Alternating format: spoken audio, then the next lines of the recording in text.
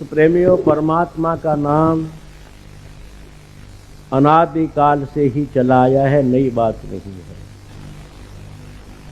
पहले यज्ञ, विशाल यज्ञ करने से भगवान प्राप्त होते थे मख, तप, जप, पूजा, परंतु अब कलयुग तो बहुत सरल हो गया है। कलयुग में तो केवल हरेर नाम हरेर नाम हरेर नाम केवलम, नास्त्यैव नास्त्यैव नास्त्यैव गतिरन्यथा। नहीं है नहीं है नहीं है, 3 बार उच्चारण वेद व्यास जी महाराज ने किया कि इस जीव की गति अन्यथा नहीं हो सकती, केवल कलयुग में नाम में ही गति है। वो आप लोग सब ले ही रहे हैं। हमारे यत् पूर्व जन्म सिंचित कर्म स एव भाग्य है। भाग्य नाम की कोई पार्ट्स हमारी बॉडी में नहीं है, शरीर के अंदर में कोई भाग्य नाम का अंग नहीं है। अब है क्या भाग्य? जन्म जन्मांतरों से किए हुए जो कर्तव्यों का समूह है, इकट्ठापन है, उसी को भाग्य कहते हैं। और उसी भाग्य में से हमारे जीवन में कार्यक्रम चलते रहते हैं। जैसे कि किसान कुएं से पानी लेता रहता है, चाहे बोरिंग के द्वारा ले, चाहे वो इंजन के द्वारा ले, चाहे वो रहेट के द्वारा ले, चाहे वो विद्युत शक्ति के द्वारा ले, पर जल कुएं में से आना है। कुएं का जल अगर खारी है तो मीठा नहीं आ सकता, और कुएं का जल अगर मीठा है तो खारी नहीं हो सकता। इसी तरह से हमारे कर्मों के विवेचन हैं। जो जो मानव या जो जो जीव जन्म जन्मांतरों से कर्म करता चला आया है, उसी का नाम भाग्य है। और वो भाग्य हमारे सामने आता है, अच्छे कर्मों को लेकर आता है, बुरे कर्मों को लेकर आता है, संकटों को लेकर आता है, दुखों को लेकर आता है। परंतु अगर आप लोग चाहें तो भाग्य को मेट सकते हैं। आपके अंदर में इतनी ताकत, इतना विवेक भगवान ने दिया है मानव योनि को, अगर वो चाहे तो अपने भाग्य में परिवर्तन कर सकता है।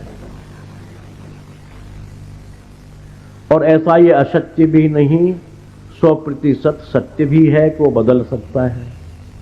तुलसीदास जी ने मंगलाचरण में लिखा कि महामंत्र मणि विषय ब्याल के, मेटत कठिन को अंक भाल के।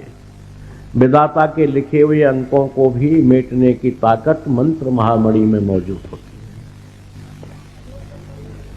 और ऐसा ही नहीं कि उन्होंने चौपाई लिख दिया, उसको सिद्ध भी कर दिया कि अजामिल जैसा हत्यारा उल्टा नाम जपत जग जाना।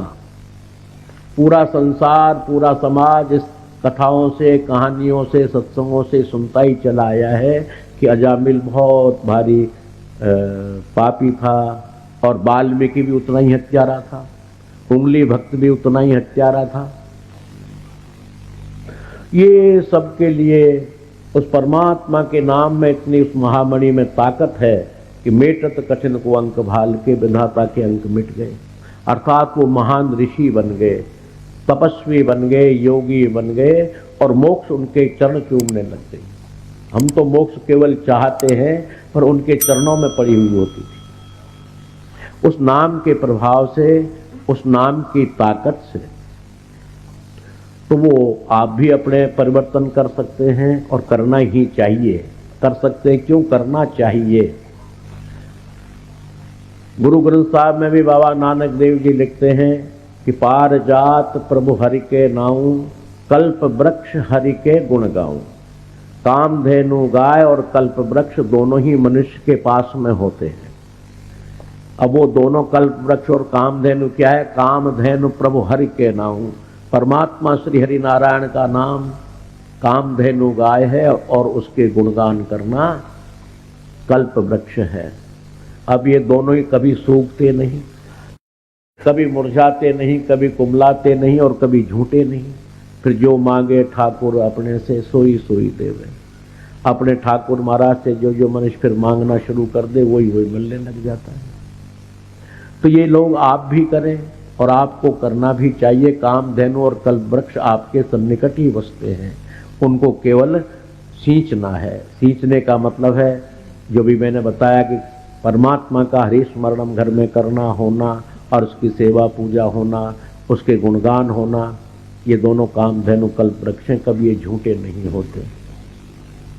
भगवान का भक्त कभी दरिद्र नहीं होता। आप लोगों में एक थ्योरी बन गई है कि भगवान के भक्त या बाबा जी तो वही होते हैं जो लंगोटी लगाकर भभूत मल के रहते हैं, ऐसा कुछ नहीं है। वो भगवान लक्ष्मी का पति है, श्री का पति है, चर अचर का पति है, सबका जब वो पति है तो उसके भक्त दुखी क्यों होंगे?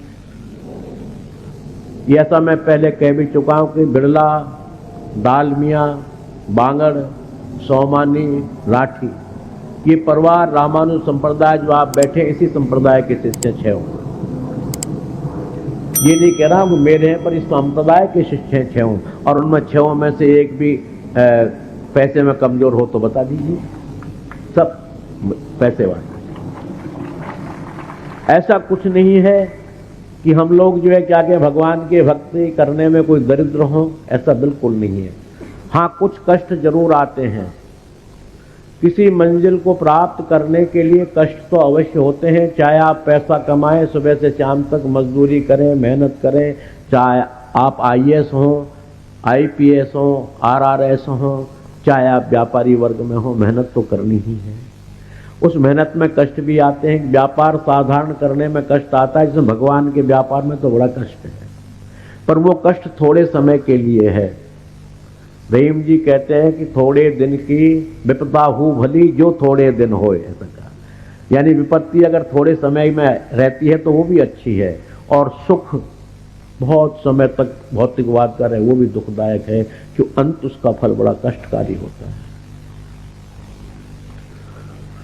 तो आप भी उस परमात्मा के नामस्मरण करने से कोई दरिद्र नहीं होते। सब संपन्न और धनवान जब हैं, मौजूद होते रहे नहीं, वर्तमान हैं। हो गए होंगे उनके लिए तो हम कह देंगे हो गए होंगे, हमें क्या पता, पर वर्तमान में हैं। वर्तमान को देखते हुए हम भी उनका स्मरण करें, उनकी सेवा करें, उनकी शुश्रूषा करें। सेवा धर्म पर प्रेमियों, मैंने गत सत्संग में आपको बोला कि सेवा हमारे मानव जीवन का प्रथम अंग है। 3 प्रकार के जीव हमारे भौतिकवाद में हैं। एक सेवा लेते ही लेते हैं, एक सेवा लेते हैं और देते हैं, और एक सेवा देते ही देते हैं। क्यों? रजोगुण, तमोगुण, सतोगुण 3 प्रकार के गुण हैं। उन तीनों प्रकार के स्वभाव वाले मनुष्य होते हैं। एक का काम सेवा लेना ही लेना है। जो सेवा लेना ही लेना है वो तमोगुणी है। तमोगुणी का फिर भौतिकवाद में निस्तारा नहीं होता, यहीं पर वो कलंकित हो लेता है, यहीं पर दुखदायी हो जाता है, और आखिरी में उसके पास कुछ नहीं बचता। कि उसने सेवा ली है तो कर्जदार बन गया, बहुत बड़ा कर्जदार। कर्जदार बन गया तो कर्जा होने के बाद उस जीव को पुनः आना ही पड़ेगा, गारंटी हो गई। जब हमने कर्जा सर पर चढ़ा लिया तो देना तो पड़ेगा। और सेवा लेना और देना ये है व्यापार, यानी रजोगुण। आपसे हमने सेवा लेनी, आपको सेवा दे देनी, आपका हमारा बेनिफिट बराबर हो गया। दुकानदारी 100 का नोट दिया, मिठाई तुला लेनी, क्या लेना देना तो। और एक होता है सेवा देना ही देना, वो आपका सबसे बड़ा बेनिफिट है। उसी का नाम भाग्य है, उसी का नाम मुकद्दर है कि वो फिक्स डिपॉजिट हो जाता है, कि हमने उसमें से लिया नहीं, दिया ही दिया। तो सेवा देना ही देना ये सर्वोत्तम है, क्योंकि हमको उस परमात्मा ने सेवक बना के भेजा है, सेवा करने के लिए भेजा है, सेवा लेने के लिए नहीं। क्यों? सेवा तो स्वतः मिल जाती है। ये अनिवार्य नहीं होता कि सेवा धन से ही होती है। ऐसा हमारे समाज के अंदर में बहुत बड़ी गलती चल गई, गलत अर्थ हो गया। पैसे से ही सेवा नहीं होती। पैसे से उत्तम सेवा आपकी मानसिक सेवा है, बुद्धि सेवा है। बुद्धि से उत्तम सेवा कार सेवा है। उठाओगे क्यों, मिट्टी डालोगे क्यों, मिट्टी में संदोगे, क्या लेना देना है। अहम वाला जो है कार सेवा की ओर अग्रसर हो ही नहीं सकता। और अहम जब तक रहेगा, जब तक प्राप्ति तुम्हें हो सकता है धन मिल जाए, हो सकता है कारें मिल जाए, हो सकता है बहुत सी सुंदर वस्तुएं मिल जाए, आपकी मनचाही वस्तुएं मिल जाएं, पर परमात्मा नहीं मिलता। वो अहम को नाश करने के बाद ही मिलते हैं। कि उनका ऐसा है कि वो गर्वा आहारी हैं, अहम आहारी हैं, अहम का आहार करते हैं। तो सेवा देना हमारा परम धर्म है, परम कर्तव्य है। हमारे समाज के अंदर में 2-3 ऐसी विडंबनाएं फैल रही हैं। क्या करें साहब, कलयुग है, क्या करें साहब, वक्त नहीं मिलता है, क्या करें साहब, जो है घर सुखी नहीं रहता है, परिवार सुखी नहीं है। ये कहने से हमारा काम नहीं होता। आप और हम सेवक हैं, सेवा करना शुरू कर दें। अरे ग्रस्त जैसा परम सुख तो और जगह नहीं है। आप लोगों को तो सबसे बड़ी परमात्मा ने इतनी छूट दी हुई है कि आपके तो स्वतः 5 यज्ञ रोज अपना बिना कहे हो जाते हैं। हम बाबा जी तो अब जो है रंगीले चंगीले कपड़े पहन के स्वाहा स्वाहा करेंगे जब यज्ञ होगा, 100 सामग्री इकट्ठी करेंगे जब होगा। आप लोगों के तो 5 यज्ञ रोज होते हैं ग्रस्त में, नित्य प्रति। रोटी बनाते हैं तो अन्न का जो है क्या अग्निदेव को भोग लग गया, गऊ को रोटी निकल गई, अतिथि को मिल गया, और जो अवशेष बचा वो कृमियों को मिल गया, यानी जानवरों को मिल गया। 5 यज्ञ तो अन्न यज्ञ होता ही रहता है, जल यज्ञ होता ही होता है, वाणी यज्ञ होता ही होता है। 5 यज्ञ तो ग्रस्त में होते ही है। तो आधा पुण्य तो आप लोगों का वैसे ही हो रहा है। पर ग्रस्त बहुत सुंदर है, पर इसमें रहने की विधि जरूर आप लोग समझ लें और जरूर जान लें। क्योंकि ग्रस्त अगर सुखी है तो मन भी सुखी है, शरीर भी सुखी है, परमात्मा भी सुखी है। कि परमात्मा सुखी ये होता है कि मेरे जीव बहुत खुश रह रहे हैं, आनंद से रह रहे हैं, बड़ी खुशी की बात है, वो भी प्रसन्न होते हैं। जहां कुमति तह विपत्ति निदाना, जहां घर में कुमति होती है, समाज में कुमति होती है, परिवार में, समाज में या मोहल्ले में कुमति होती है, वहाँ अनेकानेक विपत्तियों का आगमन होता ही रहता है। और जहां सुमति तह संपत्ति नाना, जहां अच्छी मति, शरीर भी स्वस्थ रहता है, ग्रस्त भी खुशी रहता है, अनेकानेक लक्ष्मी का प्रवेश भी होता रहता है। तो ग्रस्त में रहते हुए ग्रस्त को सुखमय बनाने की विधि होती है। वो परमात्मा सुखमय नहीं बनाता, ये मानव के हाथ में वो विधि अपनाए।